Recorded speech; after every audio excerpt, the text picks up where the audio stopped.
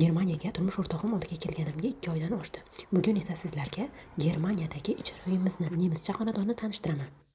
Bu bizning bino. Germaniyada uy ijara olish bu lotereyada yutib olishdek gap. Ayniqsa Hamburgda bo'sh va hamyonbop uy topish juda qiyin. Aslida bu uy hamyonbop ham emas. Biz 4-qavatdamiz, lekin Germaniyada bu 3-qavat.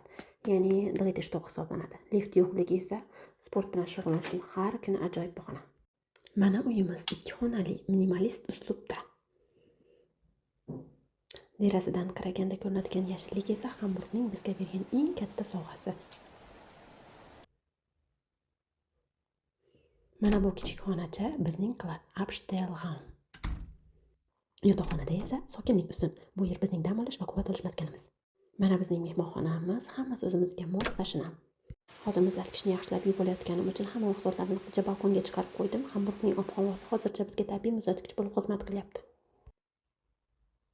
Yuvinish xonasi kichkina bo'lsa ham har bir santimetrdan unumli foydalanilgan. Nemislar ixchamlikni juda qadrlashadi. Oshxonada ham ixchamlik birinchi o'rinda, ko'ryapsizlar, kir yuvish mashinasi ham shu yerda joylashgan. Germaniyadagi hayotning birinchi sharti bu nemischa tartib chiqindi saralashga o'rganish deb bilaman. Qog'oz, plastik va oziq-ovqat qoldiqlari alohida. Bizning kichik va shinam dunyomiz mana shunaqa. Fikrlaringizni kommentda yozish, like bosish va obuna bo'lishni unutmang.